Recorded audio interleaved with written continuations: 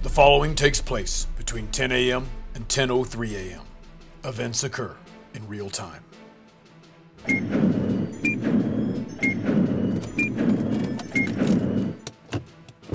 Listen, I don't care what you have to do, just do it. All right, fine. Beef up the firewall. Get an untraceable IP address. Do something. All right, let me know. Sorry, kids. I apologize for being so tense right now, but I've just found out that Q-Tip headquarters is under attack. Cyber attack. It seems that our arch nemesis, Dr. Fullawax, has put an incredibly powerful virus into our system. We've tried everything to try and fix it. We've rewired the mainframe. We've done a very expensive antivirus scan, and nothing seems to be working. So, there's only one thing left to do. It's not time to panic, that's for sure. And it's certainly not time for me to quit. Oh no, it's time for me to do the exact same thing that Jesus did whenever he faced his biggest moment of uncertainty. It's time to pray. Jesus prayed on the night that he was arrested in the Garden of Gethsemane. He knew that he was about to face the most intense moment of his life. He needed to pray to God for strength, so he prayed in the Garden of Gethsemane. Well, recruits, in your lesson today, you're going to learn some very important details about that prayer that Jesus prayed. You're going to learn that praying for God's will to be done is the most important thing to do when you are facing the most difficult time of your life. So, as usual, I may have to contact you during the day, so you just keep your satellite tuned to this frequency. I'll break in when necessary. Well, time's of the essence. I need to get back and figure out what's going on with this cyber attack. You're about to get into your very important training. Until next time, this is Agent Jack Bow Wow, signing off.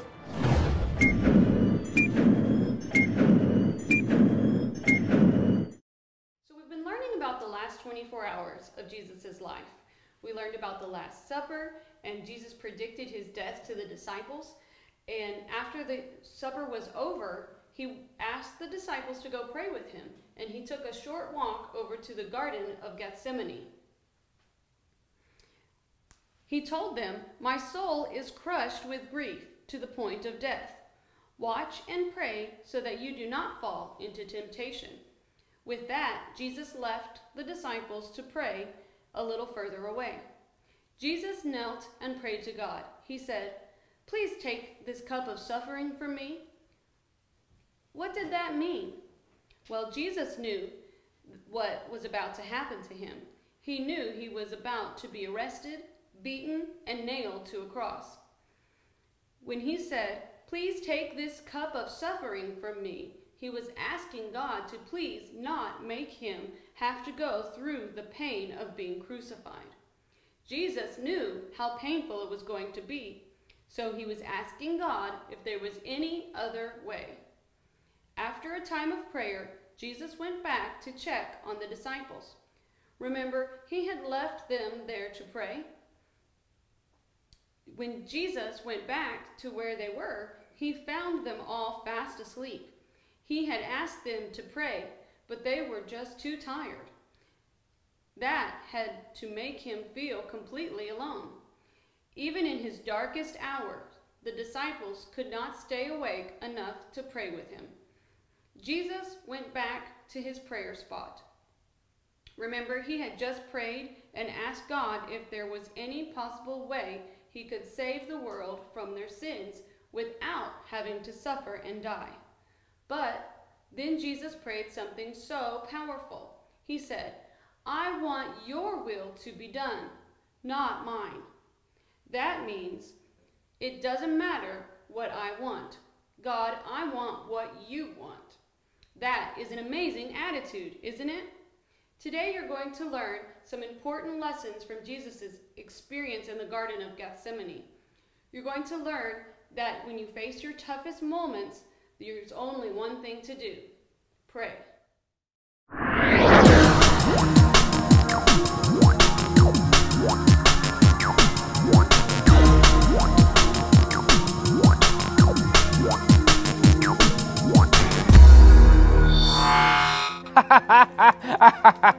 Well, children, it is I, Dr. Fullawax, and I'm back with another secret message from Q-Tip's code book, the Bible. I shall discover and decipher its true meanings. Isn't that right, Mr. Cuddles? This week's secret message says, keep watch and pray so that you will not give in to temptation. Mark 14:38. This is quite the conundrum. I have an interesting idea. Perhaps if we have the boys help us say it, the message will become clearer to me. All right, boys, on the count of 3, you will stand. Are you ready? 1, 2, and 3. Keep watch and pray so that you will not give in to temptation. Mark 14:38. Very good, boys. Now you may have a seat. Now I need the girls to stand up and help me say it, okay? Then maybe I can figure out what the secret message means. Ready, girls? Down, Mr. Cuddles. On the count of 3. 1, 2, 3. Keep watch and pray so that you will not give in to temptation. Mark 14:38. Great job. You may have a seat. Now I think I've cracked this week's code. You see, my latest diabolical plan was to create a rocket that would send all the kittens to the moon. Because I'm allergic, you see. I couldn't figure out a way to do it. So I asked Mr. Cuddles, and he showed me that if you took enough Diet Coke and Mentos, you could create the thrust to launch the feline into the abyss. Without his help, I never would have known we can do that. Such a good boy, Mr. Cuddles. And that's what your code is suggesting. That if you are honest about how you feel and ask God for help, He will help you. I think I may have solved it. But just to make sure, I need some help from everyone to stand up and say it with me. Ready? Everybody on the count of 3. 1, 2, 3. Keep watch and pray so that you will not give in to temptation.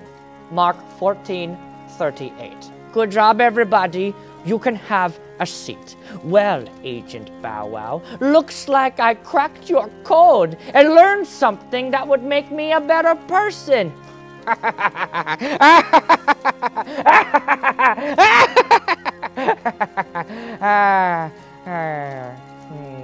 Nah, I better get back to trying to crack Q-Tip's code book, the Bible. Until next time, I'm Dr. Full of Wax, and this is Mr. Cuddles bidding you adieu.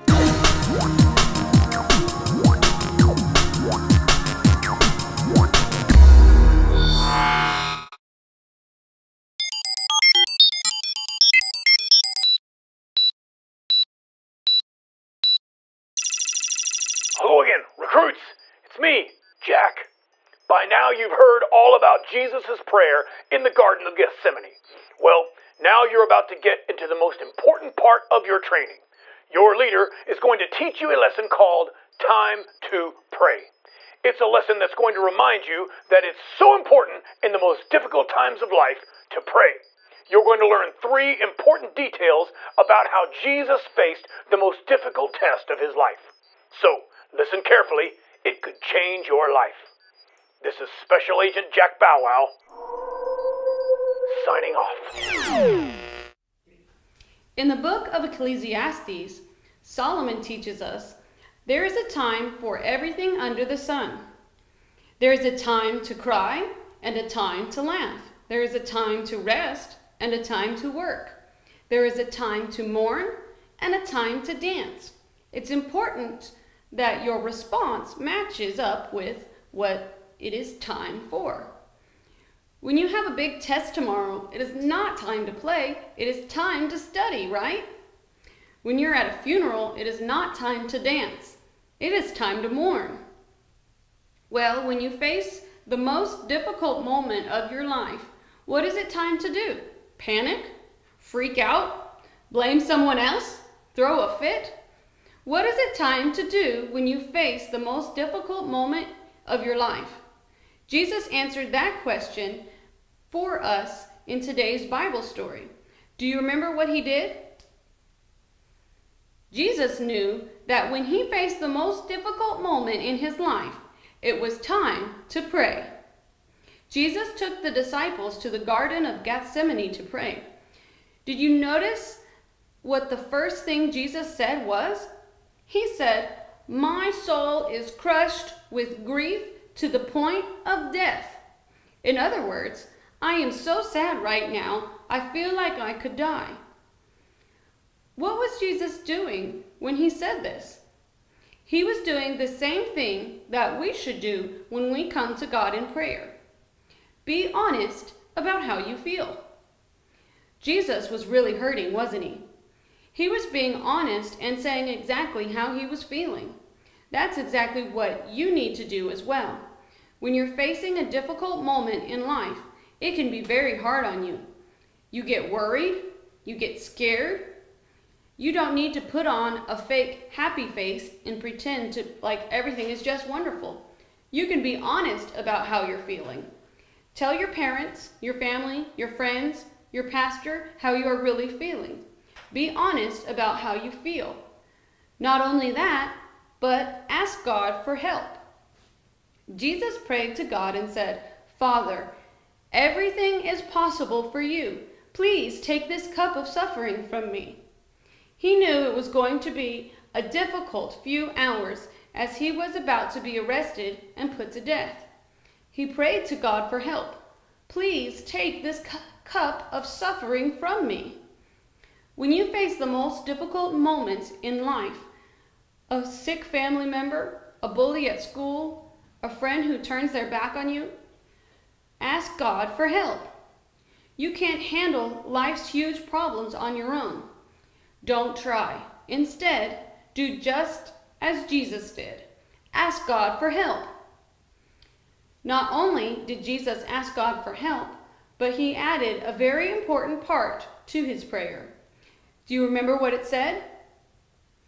Jesus said, "Yet I want your will, not mine." When you face life's toughest problems, pray for God's will to be done.